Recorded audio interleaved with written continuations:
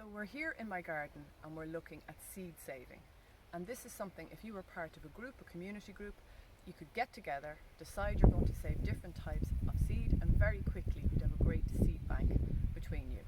And when I first saved seed, I thought this seed won't be as good as seed I can buy in packets, but actually the seed you save yourself is often more viable. It's better than the stuff that you buy. It's fresher, you know where it's come from as well. It's come from your own garden or maybe from your own community. So we're going to look at sweet pea and calendula today.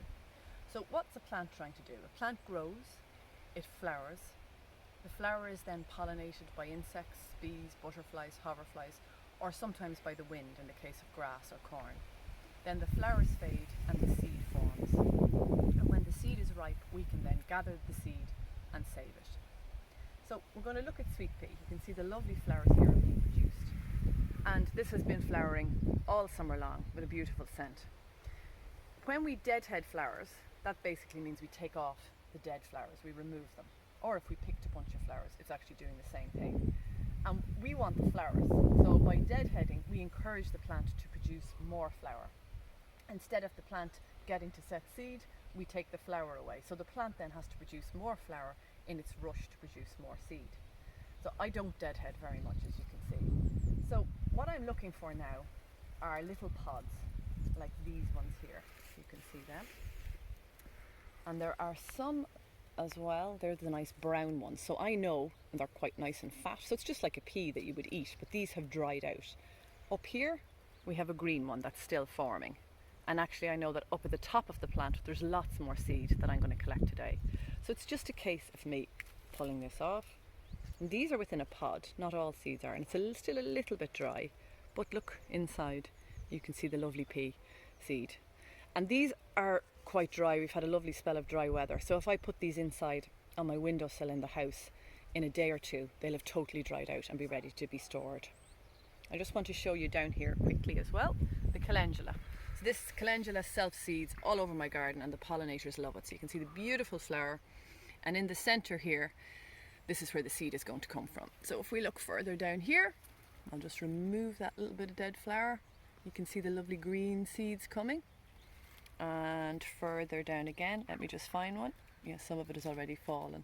So this is a little bit, wouldn't be great for saving. Actually, there's a better one here.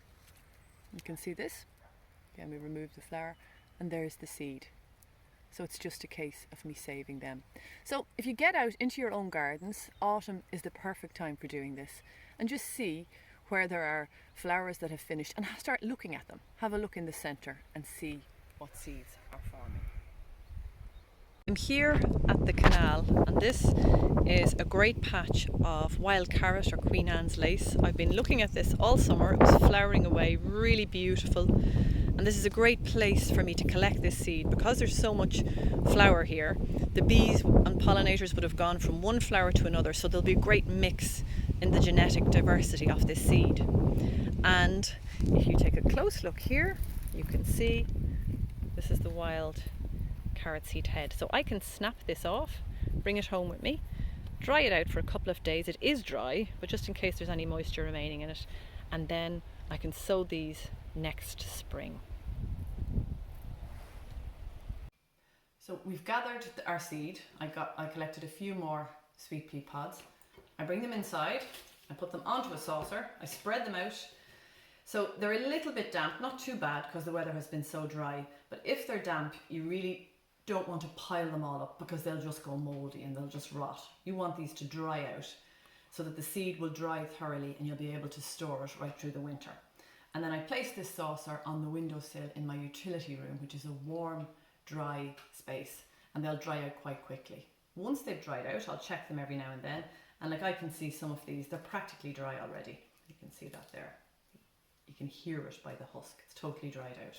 I get a little envelope, I write sweet pea, I write the date, the 18th of September, and where I found them, my garden, and put them into the envelope, and then I keep them in a tin.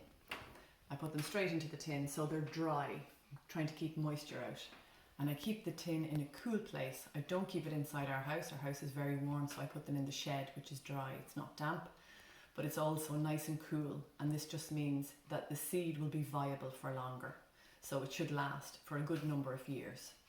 So I've been collecting lots of seed over the last couple of months. This is Breeza Media, which I've been looking for and eventually found, and I've saved it, and it's totally dried out. You can hear that. You know there's no moisture there. So I'm going to save this and then I can sow them next spring.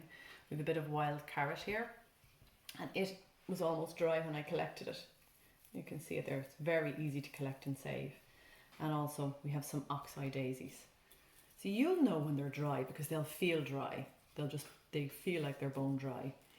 And then I'll pop these into envelopes and I'll keep them. And next spring I'll have lots of seed to sow and to be able to plant around the place.